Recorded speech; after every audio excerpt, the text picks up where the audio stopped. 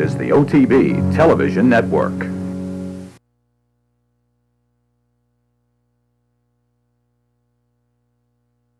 Victoire Pisa joined Transcend. Kate Blanco 3 out. Gitano Hernando 4 out. Gio Ponti coming down the middle. Then Monterosso looking for a split. Victoire Pisa in front of Transcend. Kate Blanco. Gio Ponti on the outside. Victoire Pisa in front. They're drawing to the judge. Victoire Pisa in front and wins for Japan. Victoire Pisa has beaten Transcend in a Japanese 1-2.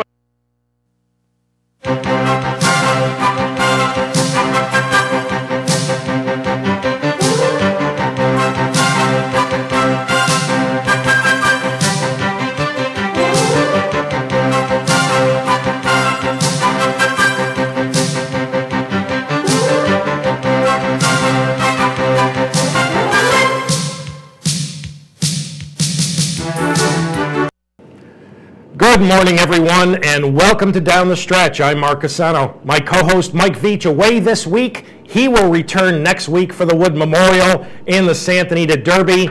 This morning, a busy 60 minutes in front of us. We will discuss the Hall of Fame finalists and a rather unusual voting procedure. Our stakes recap will feature a number of upsets. Then I'll welcome a pair of special guests. Inherit the Gold has had quite a winter at Aqueduct, having won his last 4 starts. He is locally owned and trained, and his trainer, Jim Hooper, will join us later on. Also from Florida, Mr. Rick Dutrow, whose Flashpoint, the very impressive winner of the Hutchison, will somewhat surprisingly go in tomorrow's Florida Derby. We'll discuss that with Rick, as well as the return of the Funny Bone. So all of that and much, much more if you stay with me for this, our April 2nd edition of the program. And thank you so much for having joined me this morning. Again, Michael took a little brief trip, of course, to Canada, and again, he will return next weekend. Okay, a busy show, and we're going to begin it with the top international race from last weekend. That being the $10 million Dubai World Cup. And making a rather sudden, dramatic outside run to the leader is the eventual winner, Victoire Pisa, who will shortly join long shot frontrunner Transcend. Now, the pace was absolutely dawdling. And the move that jockey Mirko Demura made, which originally appeared quite premature to me, turned out to be the key to winning, as he put the Japanese colt in a perfect position. Then had enough left to outrun the fellow Japanese invader Transcend and hold off the closers to win the Dubai World Cup. With the unspeakable tragedies and devastation which has affected Japan, what a great finish to this event, as Japan would run 1-2 with a pair of horses who had never before run on synthetic. Victoire Pisa had been strictly a grass horse, while Transcend had done all of his racing on dirt. The winning jockey Mirko Demura, former champion rider in Italy, and if I'm not mistaken, and please write in if you know that this is correct, or if it is. I think Mirko Demura rode at Saratoga for a couple of races several seasons ago. The favorite in here twice over finished a non-threatening 9th. Gio Ponti, who had missed his prep race for the World Cup, was a really a very good 5th when you consider he missed his prep and there was no pace in here. And he's the kind of horse who likes to drop back and make a run, and those horses need some pace up front. Now, his rider, Ramon Dominguez, was given a 2-day suspension by the Maidan stewards because in the run into the first turn, he forced Fly Down and Julien Leparoux to take up pretty dramatically. Fly Down was no factor, finishing 13th. And this colt, who at the end of last year, with his troubled 3rd in the Breeders' Cup Classic, was certainly one of the best 3-year-olds in that crop. And I thought he would be in all likelihood, one of the top older horses in North America in 2011, he's going to stay in the Middle East. So we're not going to see him here. I have never been a big fan of racing on synthetic surfaces. I mean, you know that if you've watched this show. I do think that the running of this race on synthetic really reduces the importance of the race. Because, let's face it, had the race been run on dirt, the winner in all likelihood would have run in one of those $5 million grass races that they have. So you've got the 1-2 finishers from Japan, which is wonderful considering all the tragedies that that country is facing. But again, neither of the first or second finishers had ever before run on synthetic. Now, pretty interesting news coming out of Dubai. Master of Hounds, the 3-year-old who was beaten just a nose by the filly Kuala in the mile and 3/16 UAE Derby, may be coming for the Kentucky Derby. A son of King Mambo, Master of Hounds was the beaten favorite in last year's Breeders' Cup Juvenile Turf, and his trainer, Aidan O'Brien, said that despite the colt never having raced on dirt, that the run for the Roses is a distinct possibility. And if I'm not mistaken, should Master of Hounds come for the Kentucky Derby, I'm trying to do this in my head, I think I'm right on this, he would be the only Derby starter to have ever raced beyond a mile and an eighth. So Master of Hounds, a possibility for America's greatest race. This past week, the National Museum of Racing and Hall of Fame announced its 2011 finalists for the Hall of Fame ballot. There are 10. 4 of them are first-timers on the ballot. The first-timers are Calvin Burrell, Garrett Gomez, John Velasquez, and Jerry Hollendorfer. Now, you see 10 names there. The top 4 are obviously jockeys, the middle 3 are trainers, and the bottom 3 are horses. They happen to all be fillies and mares. Now, one of the things that I have never been able to understand, and the voting procedures at the Hall of Fame, because I've been a voter for years, have changed on a pretty regular basis. The Hall of Fame is telling us in advance that only 4 of these will be elected. The top 4 vote getters, obviously. My feeling is that that's kind of illogical, because how do you know that exactly 4 are worthy? I mean, there may be less than that. There may be all 10 that the voters deem worthy. In fact, as voters, we can vote for as many of these as we like. And I will pose something to you. What if 90 or 95% of all the voters deem that more than 4 of these are worthy, by voting for 6 or 7, and we'll take the opposite approach? What if 90 or 95% in a certain year determine that through their votes less than 4 would be worthy? So the Hall of Fame, by directing that 4 and exactly 4 will go in, this is illogical to me. It makes absolutely no sense. I wonder, and I wonder what your feelings are, I wonder how much, if any, the Life at 10 pending situation, what kind of an impact will that have on Johnny Velasquez? And I also think that Jerry Hollendorfer, coming off a fabulous year that he had in 2010, he had the Champion Blind Luck, he won a Breeders' Cup race. I think Jerry Hollendorfer, I'm not going to say is a shoo-in to go in, but I think Jerry Hollendorfer is going to be very, very solid. As you look at those 10 names, keep something in mind. Some of those who were eligible but did not make the final ballot, and I think you will recognize all of these names: Go Zapper, Smarty Jones, Pleasantly Perfect, St. Liam, Medaglia d'Oro, Mineshaft, and Steve Asmussen. All of them were eligible, but they did not make the final ballot. There's the final ballot. Exactly 4 will go in, And those 4 will be announced on May 13th. Big news, the Association of Racing Commissioners International has called for a 5-year plan to eliminate the use of race day medications in racehorses. And I think this is huge news.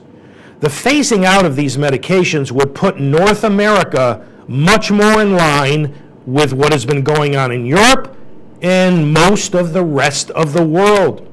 Now, as you know, in this life, nothing is certain except death and taxes, but you can be fairly certain that there will be a number of groups who will likely object to these proposals. I do not happen to object to these proposals. I think race day medication has gone way, way over the top.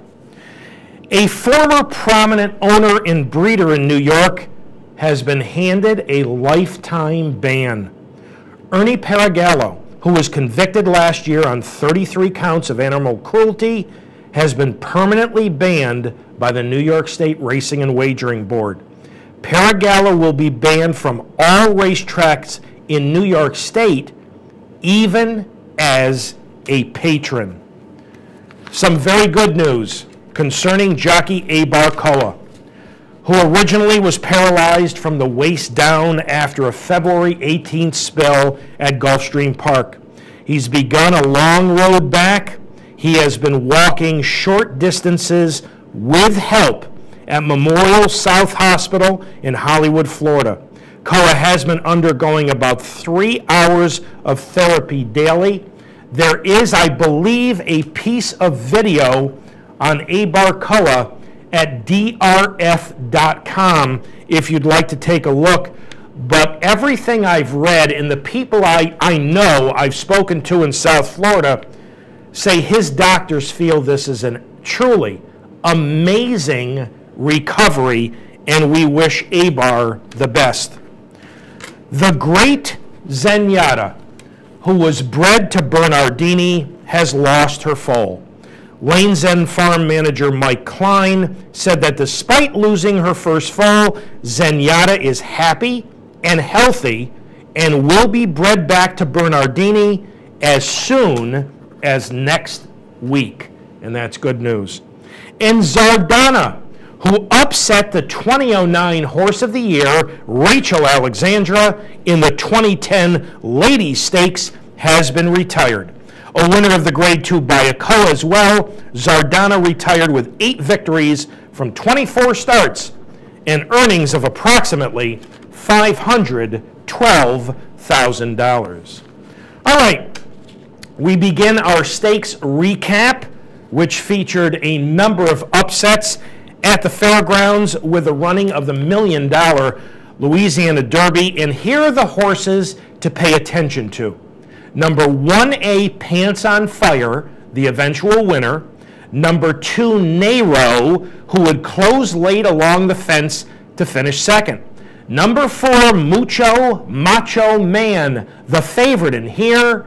And number 11, Elite Alex, who would come from last to finish a non-threatening fourth. Now, I thought Mucho Macho Man would be very, very tough to beat in here. So when I first watched this race, I was pretty disappointed that he flattened out late to finish third. But, you know, we come to find out that at the break, he lost one of his front shoes completely, as well as tearing off a piece of the frog. So when you consider that, you know, he had what I think is a legitimate excuse. Now, Pants on Fire, as you see here, number 1A, stalking the hopeless long shot Lion Drive. What a much improved effort following a lackluster sixth in the Risen Star. Now, we found out later that he was sick going into the Risen Star. And here, and he never showed any early speed that day, and there wasn't much pace that day, so it really didn't make any sense until we found out he was sick. Well, apparently he had trained very well for this race, and under Rosie Napravnik would upset the Louisiana Derby. Nero was kind of interesting. He broke his maiden in his third career start in last with a pretty impressive move, And here he was tactically placed by Michael Bays while saving ground, and he would put in a solid effort. And he's one to look for. If he continues to make progress down the road, he could be interesting. Elite Alex on the far outside. He skipped the Rebel for this spot. He's going to make a late run to get fourth over Machen. Machen simply isn't good enough. No more excuses for Machen. He hung badly in both the Risen Star and the Louisiana Derby. And when we interviewed his trainer, Neil Howard, before the Risen Star, Neil told us he was doing wonderfully. So Machen's simply not good enough. They're going to shorten him up to probably middle distance races around one turn. Out of this race, both Macho Man, and Pants on Fire will likely go directly to the Kentucky Derby, while Nero, the second place finisher, and Elite Alex, who ran fourth, may both head to the Arkansas Derby. Final running time, 1:49.92. Older horses, and pretty good ones, in the New Orleans Handicap went 1:49.02, so 9/10 of a second slower, but that's not terribly surprising. But congratulations to Kelly Breen and the Halls, who own Pants on Fire, and congratulations to Rosie Napravnik, who became the first female rider to capture a fairgrounds title. The 23-year-old won 110 races at the recently concluded meet, romping over Sean Bridgmahan, who was second with 79. Napravnik captured 13 stakes at the meet, highlighted, of course, by her upset victory aboard Pants on Fire in the Louisiana Derby. All right, next, we're going to go out to Sunland Park for the running of the Sunland Derby, and there are two horses to watch in here. The eventual winner, number 9, Twice the Appeal, in the light blue and brown silks, and number 11 from the far outside is Astrology, making his first start since a no-excuse second in last fall's Kentucky Jockey Club. Now, this colt missed some training time this winter in Southern California. He got sick on Steve Asmussen. They were behind on him. So here, trying to go 9 furlongs in your first start back, you know, he's a short racehorse, missed training time. He is the only graded stakes winner in this suspect field. Now, Astrology would eventually just hold on for second over Longshot Ruler on Ice, number 1. But considering how badly he needed the race, really, I don't think this was a bad effort. Twice the Appeal, on the other hand, trained by Jeff Bondy, who we all thought, including Jeff Bondy, thought that his main Kentucky Derby chance would be with Sway Away. Twice the Appeal had broken his maiden 3-back in a $30,000 maiden claimer at Santa Anita. He followed that up by beating starter allowance foes, then finished, an okay second, only to be disqualified to 4th, most recently in the Turf Paradise Derby. This is obviously far and away the best performance of his career. Now, you see Astrology, he's tired. He's trying hard in front along the fence, but he is just dog tired. And this is where, missing training time and missing all that time coming back for your first start is going to come into play. The winner is by successful appeal. I don't know how much a successful appeal is going to want to go 1.25 miles, but he is on his way to Churchill Downs for the Derby. Steve Asmussen's in a tough spot with Astrology. He's going to have to find another race for him. Where that other race is, I'm not really sure. If it's going to be the Arkansas Derby, if they would go to synthetic for a race like the Bluegrass or the Lexington. 1:50.91 seconds. The last 3 furlongs in just about 40 seconds. The only horse coming out of here with any slight interest for me down the road would be Astrology. All right, let's go to Turfway and the synthetic for the running of the Spiral Stakes. And last at the top of your screen on the rail is the eventual winner, number 4, Animal Kingdom. I liked him in here, but I and everyone else who liked him got awfully fortunate. Fortunate because there was a very fast, contested early pace of 23-2 and 46-2. And we also got fortunate because Alan Garcia put up a great ride. He was able to rally, as you see, while saving ground. He never had to go out and around dead horses. He saved ground. He's going to ease out from behind this trio of front runners, and he's going to go on to score by 2 3/4 lengths for Team Valor and Graham Motion. Now, he is a son of Leroy de Saint-Amand, who I remember as a turf specialist. Animal Kingdom, as you see here, making only his 4th career start. Now, the good news is he is very consistent with 2 victories and 2 solid seconds. I don't know if I should say the bad news or the part that, we've still got to find out about him is he's never raced on dirt. Now, he has all of a sudden become quite an attractive possible purchase because that gave him enough graded stakes earnings to run in the Kentucky Derby. I wouldn't be surprised at all if this colt was sold by Team Valor before the Run for the Roses. 1:52.32 seconds, the last 3/8 in just under 40 seconds. Also coming out of this race, who may go to the Kentucky Derby, the runner-up Decisive Moment, who I got to tell you, ran awfully well to be second, considering that he was part of that very, very fast pace. Okay, we've got a number of non-stakes races to show you, beginning with a Fairgrounds allowance from last Saturday. Looked like a 2-horse race on paper, and that's exactly how it turned out. Didn't quite turn out in the order that we all expected. The 1-10 favorite is number 6, Bind, stalking second on the outside. The 5-1 second choice, number 2, Prime Cut, third on the fence at the top of the screen. Now, Bind was a very impressive debut winner, sprinting in last, but he fought Rosie Napravnik all the way in this his 2-turn debut. And you just cannot fight your rider all the way. That would cause a problem in deep stretch. And Prime Cut, who just missed in his 2-turn debut in last, would be the beneficiary of Bind's not settling and would score the upset by 3/4 of a length for Neil Howard and Edgar Prado. Now, folks, this is 1.70 miles.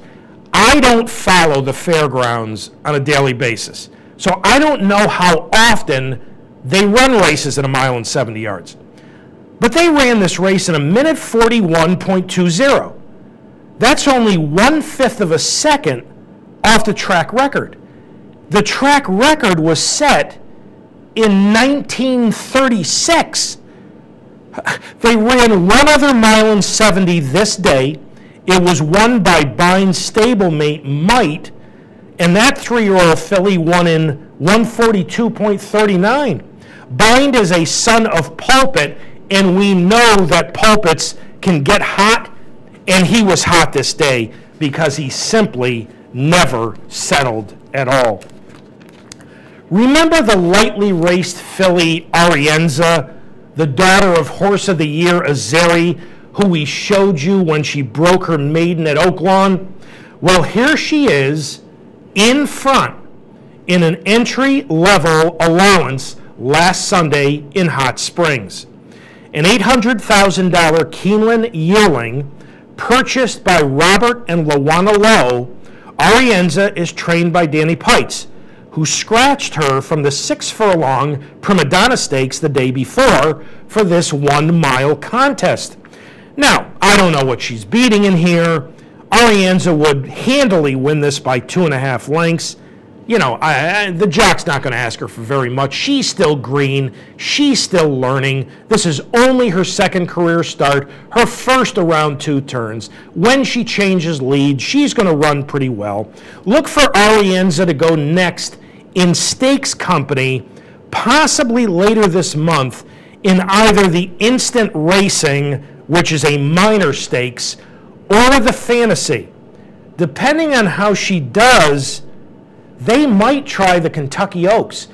And that surprises me a little bit because it's kind of a rush to get her to the Kentucky Oaks. And Danny Pites is not normally one to rush horses, but she is a talented filly. I wanted to show you this race on last week's show, but we simply didn't have time with everything going on in Dubai. I want to show you a pretty impressive debut from a late starting 3-year-old. Watch number 6, McLean's Music, a firster by Distorted Humor out of Forest Music. He's a homebred, owned by Jess Jackson, trained by Steve Asmussen, and Mike Smith is aboard. Now, there's a long run to the timing pole going 3/4 at Santa Anita. They're going to go the opening quarter in 21.24. McLean's Music is going to get away here, go a half mile in 43.48, and finish up 3/4 in his debut in 107.44 to win by 7 1/4 over number 9 Flight of a Lifetime, a firster from Baffert.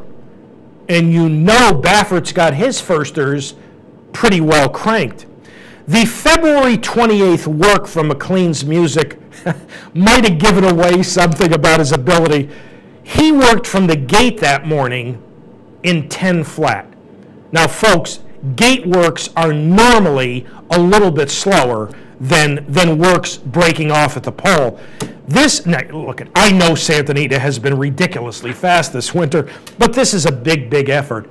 And I'm not a speed figure guy, but I read where his Beyer speed figure of 114 was the largest ever Beyer speed figure for a horse making its debut. I believe Formal Gold many, many years ago, who ended up being a multiple, grade 1 winner, was like 112 for his debut. McLean's Music, 114. His Damn Forest Music won, among other races, the 2005 Honorable Miss at Saratoga. Asmussen, as per usual, non-committal about the next start for McLean's Music. I wonder if he could possibly be named after Don McLean, who wrote American Pie, but what a very, very impressive debut. Couple of emails, and ironically, both from William, although they're different Williams. And William, when Michael comes back next week, he'll take a look at your pedigree email. From this William: Hi, Mark. I've heard you mention a number of times that this horse or that horse looks to be a closing sprinter, and therefore not likely to be as successful with that closing style when stretching out. What specifically do you look for or see in a horse that leads you to conclude that they are a closing sprinter and not a route horse? Is it a visual thing or something more mathematical like pace numbers, analysis, combination of the two? William, that's a great question. I've been watching races for so long that it's more of a feel for me.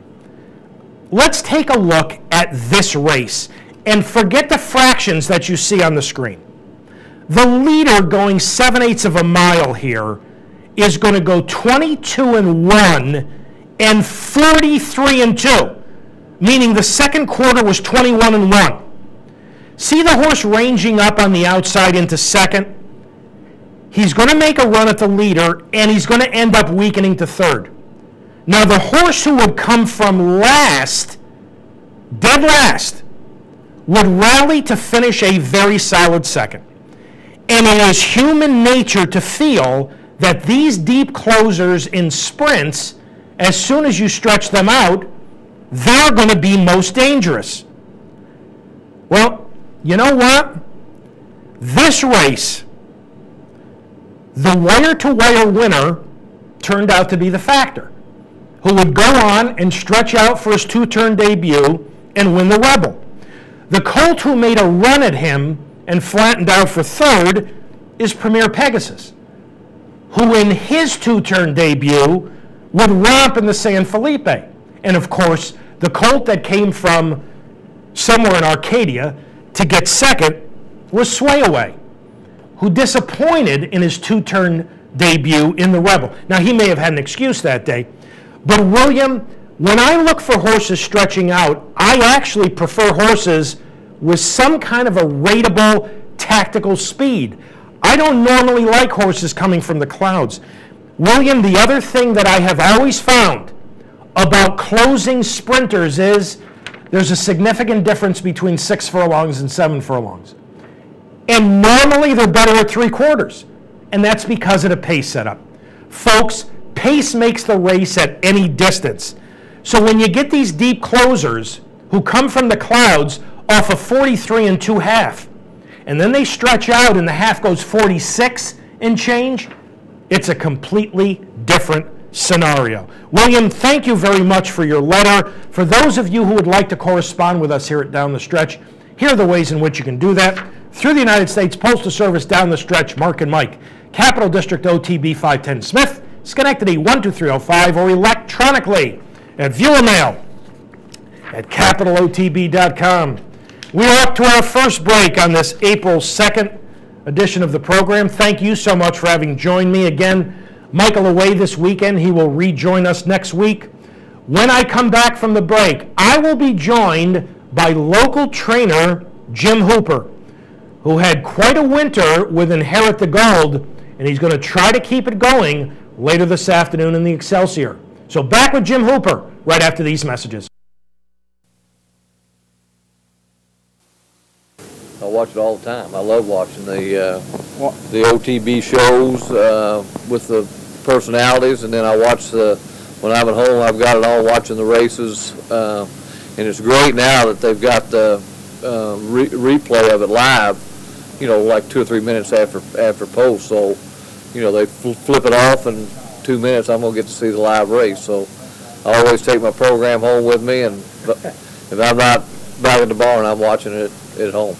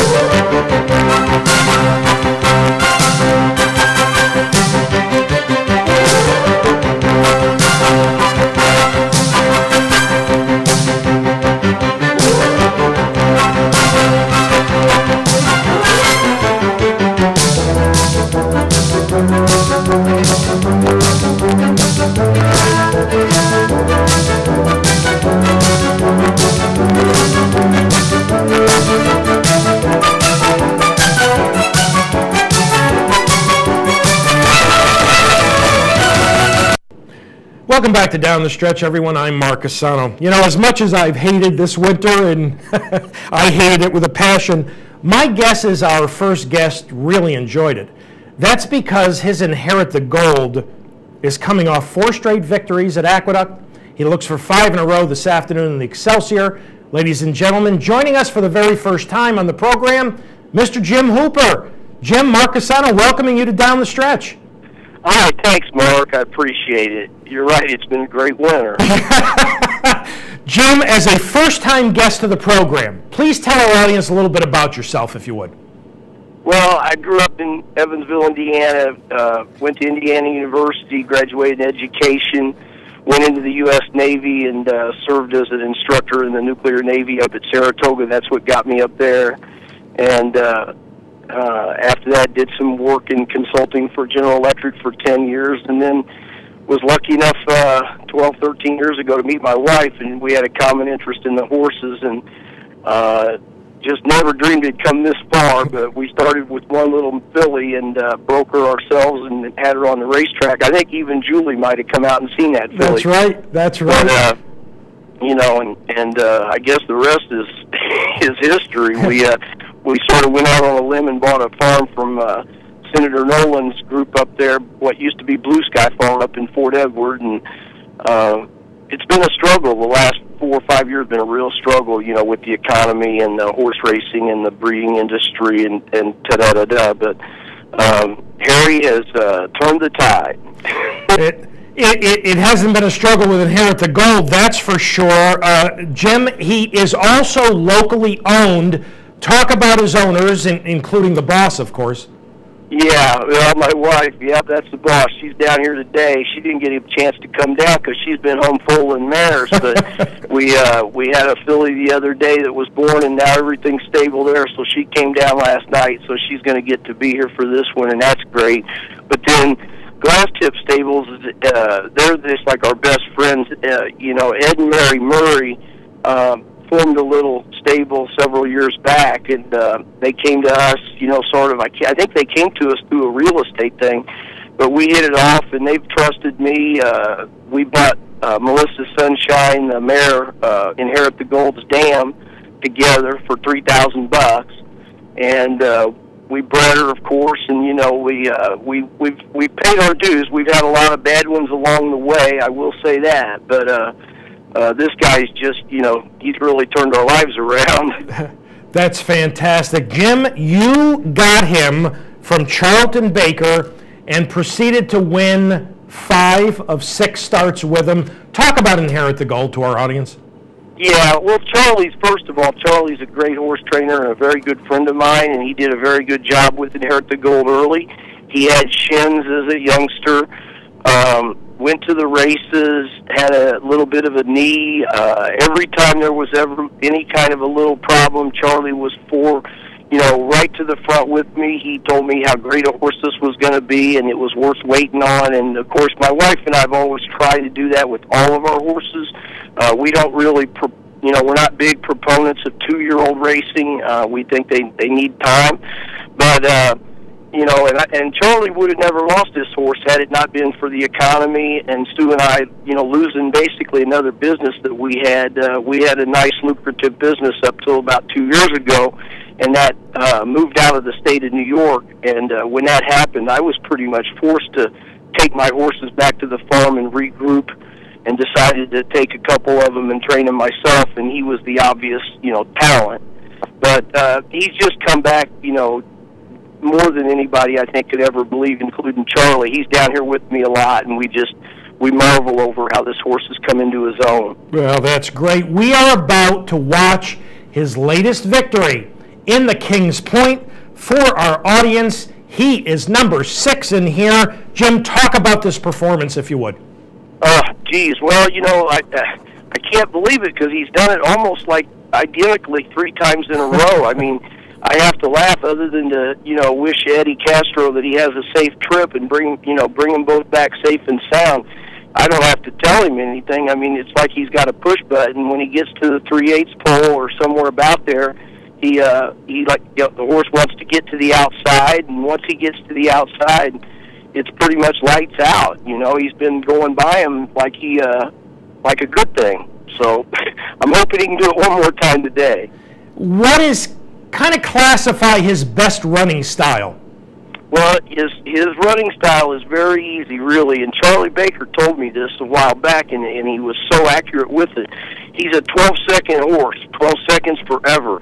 He doesn't really like to be asked to run much faster than that, like early in the race. That's why I think the one-turn races are not his best thing. He likes to be able to settle into a 12-second rhythm, and we haven't yet found out how far he can go 12 seconds at a time. I think hopefully with a little bit of God's luck behind us, we'll get a chance to see if he can even go further down the road. But he's just a 12-second smooth. He gets into his stride. When he makes that move on the turn, it's not like he's accelerating that much. It's just that at that point in the race, the other horses are taking a little breather. He's continuing to go right about his business. So he's just going to grind him and grind him. Now, in this afternoon's short field Excelsior, it appears on paper that Todd Pletcher may control the pace.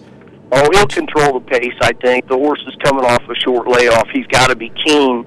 But my horse is, pretty easy now with Eddie to settle. I think the real danger is going to be Ramon trying to pin me on the rail back there behind Understatement.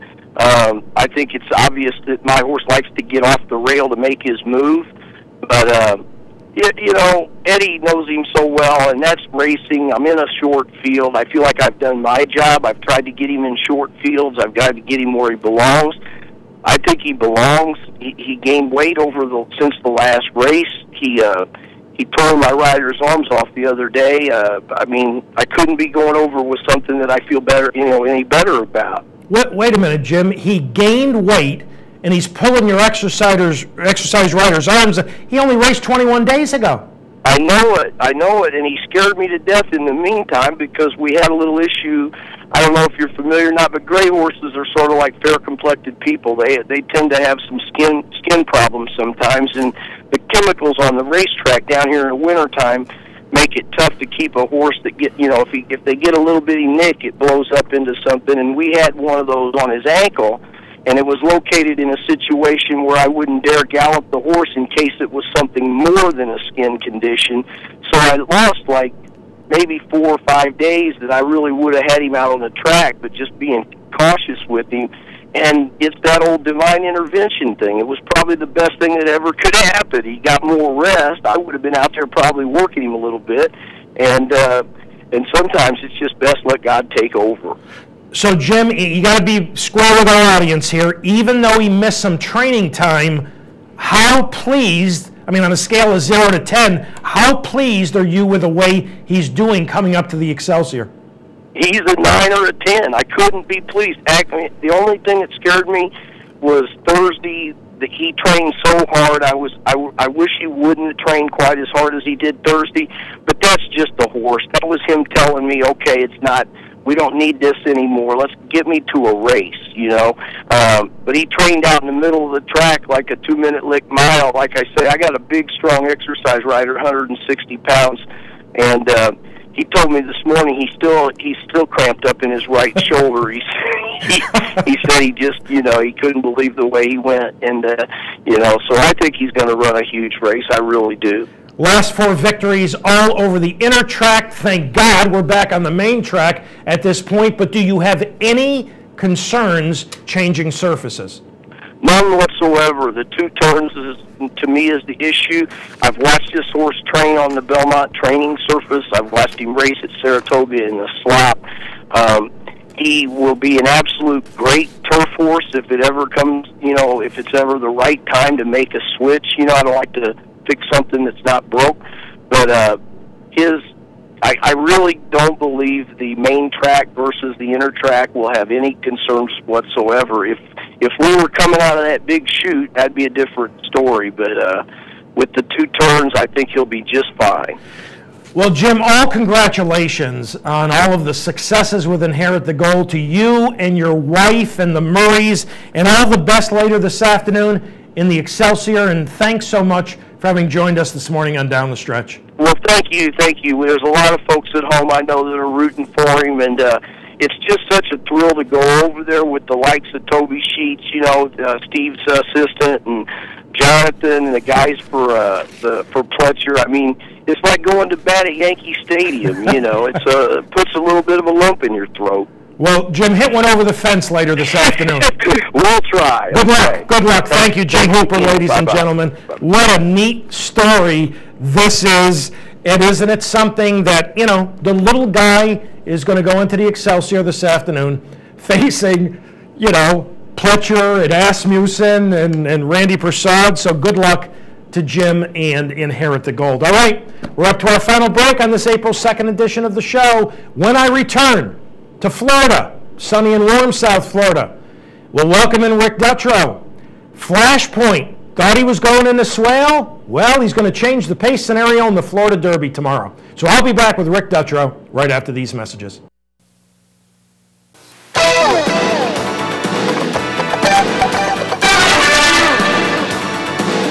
This is the OTB Television Network.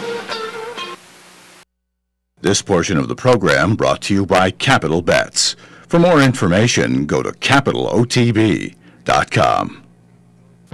Catch the excitement with Capital OTB online. It's now easier than ever with internet wagering at capitalotb.com. Wager online and get track odds, online contests, membership specials, and it's secure and fan-friendly. Whether it's a big stakes day like the Kentucky Derby, Belmont Stakes, Travers Stakes, Breeders' Cup, or just a great day of racing, wagering online at capitalotb.com is always simple and easy. Sign up today at capitalotb.com because your chances are better with Capital OTB.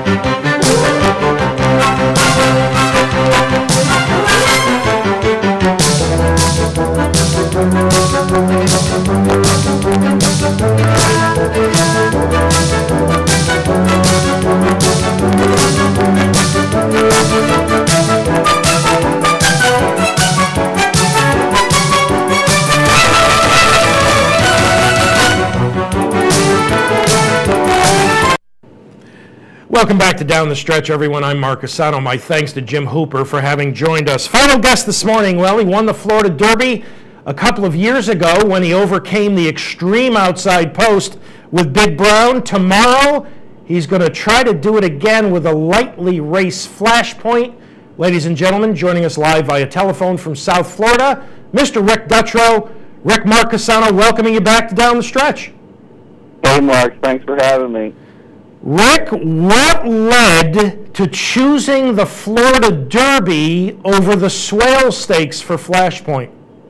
I think the dream of the Kentucky Derby is the bottom line is what led to it. You know, everybody wants to, you know, have a chance to win the Kentucky Derby, and you know, if our horse runs big tomorrow, then probably going to have a chance to get in the Derby. And you know, it's just a dream. That's what the bottom line is. Rick, was this Mr. Fort's decision? Was it, you know, a combination of the two of you? You know, who made this decision ultimately to go to the Florida Derby? Well, Mr. Fort did, and the reason why he did is because, you know, the dream of the Derby. That's why he made the decision. I mean, you know, if it was for any other reason, we'd probably just choose the Swale because we know we can get that done the right way. It's coming up a lot weaker than the Florida Derby, so it's just a dream of getting to the Kentucky Derby, and that's why he decided to do this. Rick, let's go back and take a look at what I thought was an absolutely brilliant performance in the Hutchison. For our audience, he is number 5 in here. Rick, talk about this effort. Well, I mean, it just blew me away just like it did everybody else that watched him run. I mean, I was never thinking I was going to see anything like that. I mean, he just took control of the race, you know, in the middle of the far turn and just kept doing it without effort, it looked like to me. I mean, Cornelia is very excited about the horse. I mean, he gets that feeling. So, you know, it just it was an incredible race. I mean, you know, the first time I ever ran Big Brown was around one turn at Gulfstream, and I ran this guy here the other day around one turn at Gulfstream, and they're both going into the Florida Derby as their third start, and they both drew the outside post, and they both, you know, Big Brown went to the lead, and this guy is supposed to go to the lead, so I'm getting kind of funny signals here. You know, when we drew the outside post, all that just came to me, and I said, man, this is like, I've been through this before. Well, we'll talk about drawing the outside post in a few moments, but here as they turn for home, Cornelio knows he's got Johnny put away. He's looked under his right arm. Would it be fair to say that this colt has surprised you? You can say that all day long because, I mean, like I said, I never thought he was going to do what he did the other day. Even his first start, I hate breaking first time out from the rail. I mean, I just hate it. But his first start, man, he just popped out of that gate like you can't imagine, and he broke really good his last start. He's just been incredible in these two races. I never thought I was going to see that in his first race, and he followed it up the right way and just surprised us again. You know, Rick, right after this race, you talked to the press about the fact that you like to take horses from 7/8 to 9 furlongs. And let's face it, when you've got a speed horse at Gulfstream, if you're ever going to try stretching out to 9, Gulfstream would be the place to do it. Talk about that, getting him to go from 7/8 to 1 1/8. I don't think that it's really up to me to try. I think if he has it in him, he's going to be able to get it done. I mean, I've trained him the same way I've always trained him, and all the rest of them, all basic stuff, nothing special. You know, just all the basic things that you go through. But it's up to him. If he's got it in him, you know, then we're going to have a very exciting day tomorrow because he's got the speed. He's got a really good run over the track. He's coming to the race as far as I can see the right way. So, you know, I just hope he has it in him. I know he's trained good, and we've done everything there the right way, I think. So it's going to be up to him. Rick, when I was watching him go postward for the Hutchison, and look, I'm far from an expert as far as conformation, but he looked like an awfully good-looking colt. Can you describe him for our audience physically, if you would? Well, he's not too big. He's not too small. Kind of right in the middle. Got a shorty's kind of neck on him a little bit, and he's got a little bit of a belly. Been trying to get that off for the longest time. He's not going to take your breath away training. So it's been hard for us to get his belly off him. I don't like drilling my horses or putting pressure on them to train. I like it all to come naturally, and he takes training naturally to a new level. I mean, he's so slow out there on what he does. If he could, he would just walk around the track. So we have to try to get more belly off him, but he's going to look better in the paddock tomorrow than he did last time because I think he's been training more and he's getting more into his groove and all that kind of stuff. So he has lightened up a little bit, but he is a belly kind of guy. Rick, the extreme outside post, does that force your hand, or would you want him on the lead anyways, no matter which post he drew? I think when you're on the outside post, it never forces your hand. It always gives you an opportunity to see how things come out of the gate and to choose how you want to use your horse as you go along. The first 2 times that he's run, he's broke extremely well. If he does that tomorrow, I've just been looking, and I just don't think anyone is going to be, trying to gun their horse up on the inside of us to take the lead. I don't know why they would want to. So we're under the impression that if we break good, he's going to make the lead naturally. And then it's just going to be up to the horse if he can get 2 turns. I mean, naturally Cornelio is going to sit on him until someone makes him run, and when they do, we'll see if he can get that far. It'll be very exciting for us to watch. Rick, what do your instincts tell you? Listen, the Florida Derby, as you know, this is a good field with Soldat and Tuano and Serve and Dialed In. I mean, these are very, very good 3-year-olds who have been 2 turns. What do your instincts tell you about Flashpoint? Can he get 9 furlongs at Gulfstream? Well, I can't tell anybody that. I've been asked by the jock and I've been asked by the owner, and I'd have to give him the same answer I'm giving you, is I hope that he can. I mean, there's nothing in his training that tells me that he can because he's so laid back, but that also might be a very good sign. So it's just impossible for me to tell you. And tomorrow we're going to find out what's happening when they turn for home. I think he'll have the lead up until then, and then it's going to be up to him if he can carry it that far, or up to them if they can come catch him. Rick, also in tomorrow's 6th race, the Sir Shackleton at 6.5 furlongs, and it's a very competitive race, you bring back the Funny Bone. We haven't seen him since last summer's King's Bishop. Rick, what happened to him, first of all? What sent him to the sidelines? Well, I think his cannon bones were getting to him, and we kind of, investigated that, and that's what it was telling us, so we gave him time off and kept an eye on him as he's turned out in the field, and, we x-rayed him and showed that the pressure was gone, put him back in training, and he's been just doing so good, but we're not going to get a chance to run him tomorrow. I think maybe 2 days ago he may have stepped on a rock coming off the track, and, his foot's a lot better, but we're not going to be able to run him tomorrow. Hopefully next week in either the Carter or there's a state-bred stake here in Florida, so we'll just have to see how the foot comes, which I'm under the impression will be good, and then we'll decide on what to do with him. Okay. Rick, thank you as always. Thanks for your time. We appreciate it. All the best tomorrow with Flashpoint in the Florida Derby, and we'll look forward to speaking with you again very soon. Thanks a lot, Mark. Take care. Rick Dutrow, ladies and gentlemen. And the addition of Flashpoint, I don't remember exactly when I told you this, but I told you this on several occasions. For those of you who don't know, Dialed In is my #1 Kentucky Derby prospect with an edge over Uncle Mo right now. But I told you I did not expect Dialed In to win the Florida Derby. Now that was before I knew that Flashpoint was going, because what Flashpoint is obviously going to do, and this is not an arguable point, if he breaks like he has in his first 2 races, the pace is going to be there for Dialed In. I still don't like Dialed In to win the Florida Derby. He raced in that allowance race 4 weeks ago, and he's had exactly 1 half-mile work since. There's nothing wrong with the colt. I've told you this before. Nick is looking to do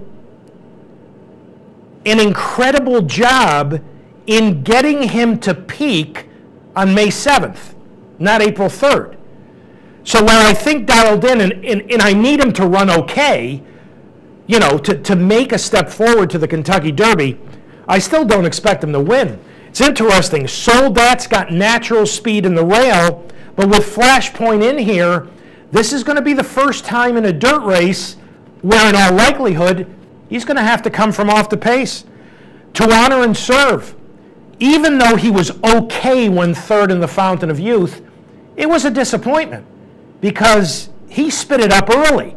And I know Billy Mott thought he would go to deeper in the stretch before he got tired. So this is very important for the Honor and Serve. Arch Traveler beat Nacho Business in an entry-level allowance at Gulfstream and last. Nacho Business ran very, very poorly in the Louisiana Derby. Bowman's Causeway is a colt I told you I've been interested in. I don't think he can win this, but he can get a piece of this.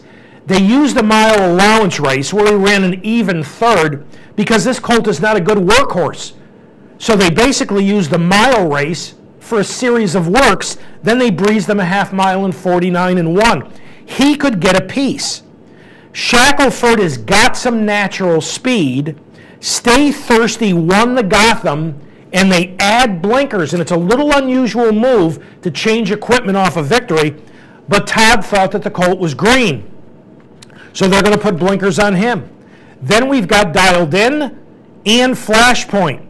And if Flashpoint breaks as well as he did in his 2 career starts, this is really going to be fun because he's a very talented colt. They're asking a lot of him.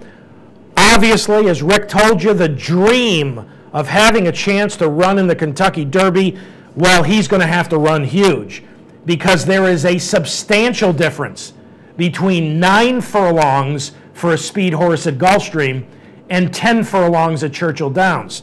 Just ask Quality Road. So tomorrow, a wonderful card. It's a very competitive card other than the Swale. The Swale is not competitive, in my mind. But other than that, it's a terrific card. Traveling Man's going to be an overwhelming favorite in the Swale. He's going to be very tough to beat. You've got the Skip Away, which is a fascinating race. The Appleton on the proper surface Wonderful betting race. The Sir Shackleton, you heard Rick Dutrow tell you the funny bone will be scratched out of there, but it's still a very competitive race. Tomorrow at Santa Anita, the Potrero Grande. This afternoon, the Excelsior at Aqueduct, and of course, we're rooting for Jim Hooper and Inherit the Gold. And at Gulfstream, a stakes doubleheader. Unrivaled Belle makes her 2011 debut. She, the heroine of the Breeders' Cup Ladies Classic. She faces Awesome Marie in the Rampart. And Our Heat Lightning squares off against New York shipper It's Tricky in the Gulfstream Oaks. So that's coming up this weekend, all the action right here at Capital OTB. Time to thank all the folks who helped get this week's show on the air. Pat Peretta directed, Pete Persico and Dan Hayes, Brian Dorenzo, our associate producer Julie Hoxie, and special thanks to this morning's guests, Jim Hooper and Rick Dutrow. So ladies and gentlemen, enjoy your weekend, Florida Derby weekend. Bit unusual that it's on a Sunday. So Michael will return with us next week. Have a great weekend. Enjoy all the racing action from coast to coast right here at Capital. Have a terrific upcoming week. And from all of us here at Down the Stretch, we'll see you next week.